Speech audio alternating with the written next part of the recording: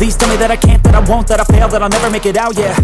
Please tell me all the bad, never good, fill my head full of... When you hop on Facebook, Instagram, or TikTok and look for advice about protein or general fitness tips, you're bound to come across an influencer advocating that you consume more protein.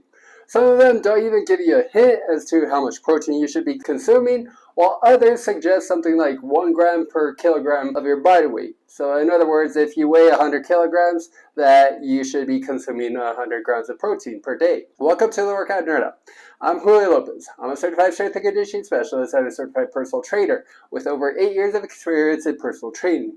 And I also have my master's degree in nutrition. Today, we're going to take a little mini dive into the world of protein, such as what makes up a protein, supplementation, as well as how much protein you should be consuming.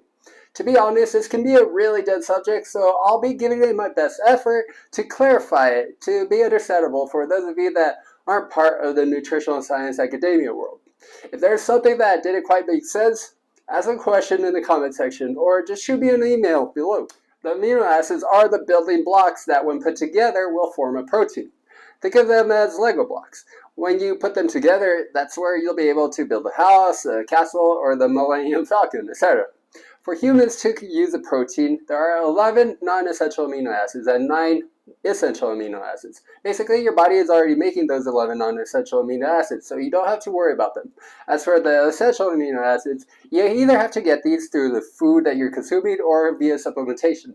Missing just one of these essential amino acids means that your body won't be able to complete the protein. Think of this as Lego blocks. When you put them together, you'll be able to build your house, castle, or Millennium Falcon. Just like you'll need specific pieces to complete your Millennium Falcon, you need all 20 essential and non-essential amino acids to complete your protein. But that's not all. You also need to get the right quantity of each amino acid, which determines the quality of the protein. When you buy a new Millennium Falcon Lego set, you should have the perfect amount of each piece that you need to build it. This is similar to the egg white protein being called a perfect protein because it has all the right quantity of the essential amino acids that the body needs. Now let's say that you mix the pieces for your Millennium Falcon with pieces of different sets. Then mix them all together, dump them out, and try to build a Millennium Falcon. You'll probably have an abundance of some pieces and a shortage of others. Then the ship isn't going to look quite right. This is the same as having a low quality protein. Have you heard of or used BCAA supplements? In case you didn't know, BCAA is short for branched chain amino acids, referring to 3 essential amino acids, valine, leucine, and isoleucine. Research indicates that these 3 play an important role in muscle hypertrophy, aka muscle mass growth. The fact is that supplementing with these 3 BCAAs will not serve an added benefit to helping muscle growth be faster because the body will only use what it needs. So having a shortage of any essential amino acids means that you may still have to work with low quality protein even after you spent all that money for the BCAA supplements. The supplement business in America is gigantic. In fact, Americans spend over $50 billion each year on supplements. Even then, supplement companies still want to make more profit, so they do clever advertising campaigns meant to convince people that they need to take more supplements. That said, does this mean that you don't need to take protein supplements? It depends. Are you trying to build more muscle mass? Do you not have the appetite to consume more protein from your food? In these cases, then protein supplementation might be right for you.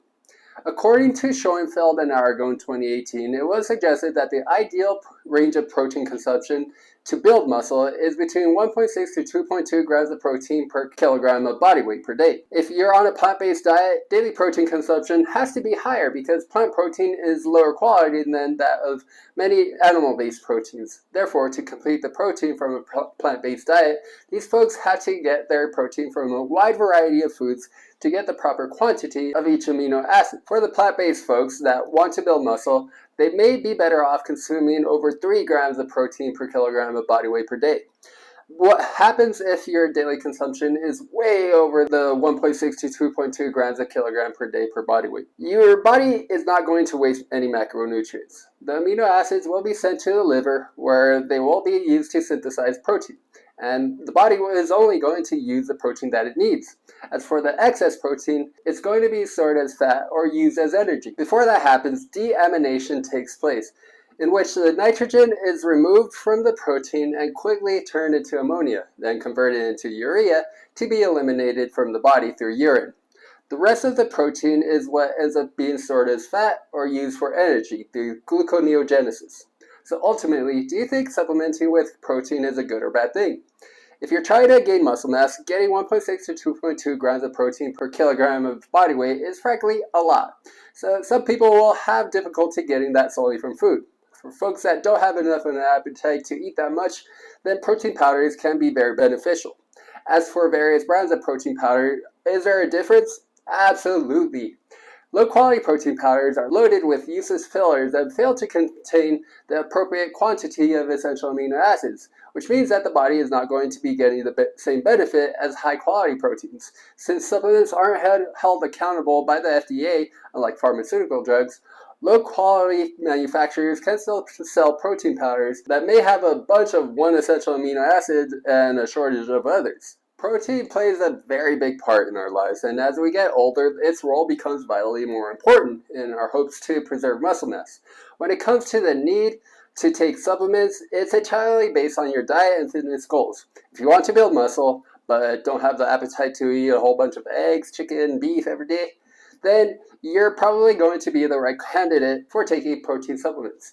Understanding that protein quality is an important factor, it's best to ensure that you get your protein from a variety of sources, so you can ensure that you're getting the right quantity of each essential amino acid that the body needs for completing the protein and to use it. That does it for today's Workout Nerd Out. Thank you so much for joining me. If you have any questions, feel free to leave it in the comment section, and don't forget to hit that like and subscribe button. If you know anyone who could benefit from this video, be sure to share it with them. Until next time, I'll see you on the next Workout Nerd Out.